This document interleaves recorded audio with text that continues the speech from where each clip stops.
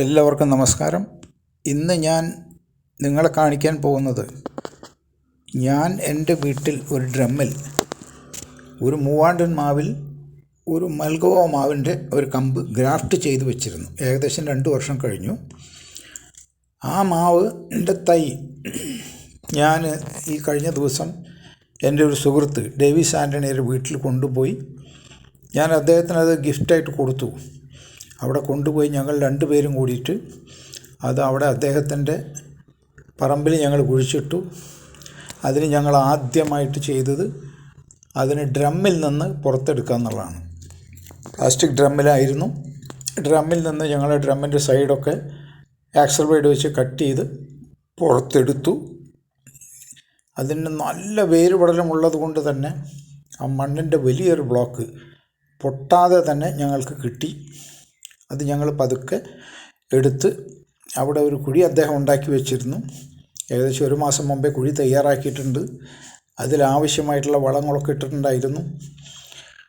പച്ചില വളങ്ങളും ഓർഗാനിക്കായിട്ടുള്ള പല വളങ്ങളും അതിലിട്ട് കുഴി, കുമ്മായം, മറ്റു പല സാധനങ്ങളൊക്കെ ഇട്ട് ട്രീറ്റ് ചെയ്ത് ഭംഗിയാക്കി വെച്ചിട്ടുള്ള ഒരു കുഴി ഉണ്ടായിരുന്നു അവിടെ. ആ കുഴിയിലേക്ക് ഞങ്ങൾ മാറ്റി വെച്ചു. അത് മാറ്റി വെച്ച് വയ്ക്കുന്ന പ്രോസസ്സ് കംപ്ലീറ്റ് നിങ്ങൾക്ക് ഈ വീഡിയോയിൽ കാണാവുന്നതാണ്.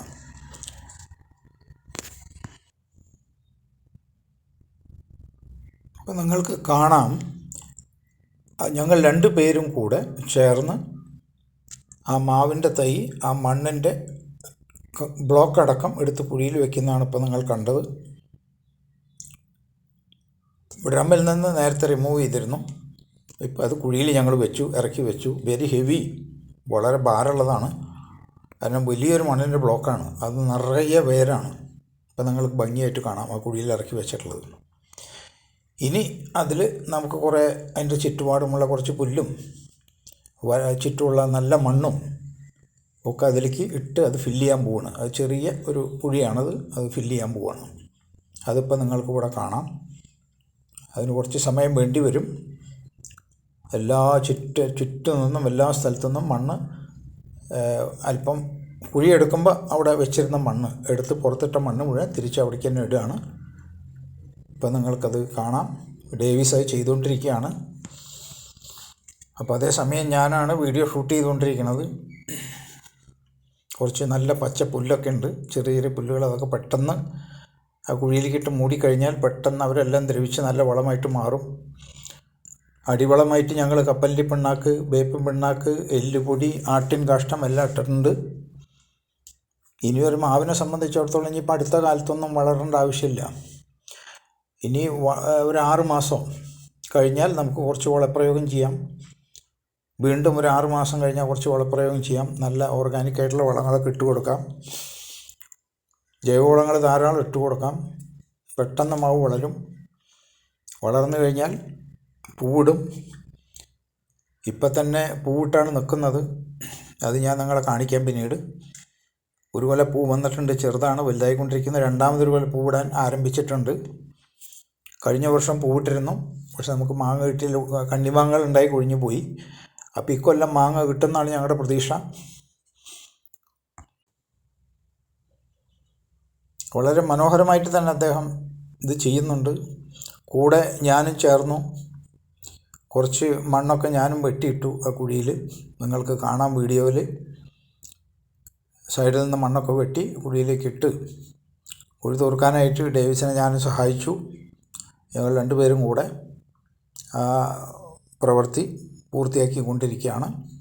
ഇപ്പോൾ ഏകദേശം പൂർത്തിയായി. ഇനി കുഴിച്ചിട്ട ശേഷം ആ മാവ് എങ്ങനെ ഇരിക്കുന്നു നമുക്ക് കാണാം. കുഴിച്ചിട്ടപ്പോൾ ഞങ്ങളൊരു കാര്യം പ്രത്യേകം ശ്രദ്ധിച്ചത്, ആ ഗ്രാഫ്റ്റ് ചെയ്ത ഭാഗം അത് മണ്ണിൽ നിന്നും 2 ഇഞ്ച് പൊങ്ങിയാണ് നിൽക്കുന്നത്. ഗ്രാഫ്റ്റ് ചെയ്ത ഭാഗം മണ്ണിട്ട് മൂടാൻ പാടില്ല. മണ്ണിട്ട് മൂടിയാൽ അതിൽ നിന്ന് പുതിയ വേരുകൾ ഇറങ്ങും താഴേക്ക്. അപ്പോൾ ഗ്രാഫ്റ്റ് ചെയ്ത മൂത്ത ചില്ല ഇളയ ചില്ലയായിട്ട് മാറും. പിന്നെ 5-10 വർഷം കഴിഞ്ഞാൽ അതിൽ മാങ്ങ കിട്ടുള്ളൂ. അപ്പോൾ അതുകൊണ്ട് വളരെ ശ്രദ്ധാപൂർവം മണ്ണൊക്കെ അതിൻ്റെ അടിയിൽ നിന്ന് മാറ്റി.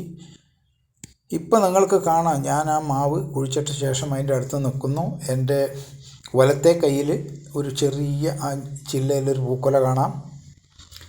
അതുപോലെ തന്നെ എൻ്റെ ഇടത്തെ കയ്യിൽ വേറെ ഒരു മാവിൻ്റെ നല്ലൊരു മാവിൻ്റെ ഒരു ബ്രാഞ്ച് ഞാനത് ഒട്ടിച്ച് വെച്ചിട്ടുണ്ട്.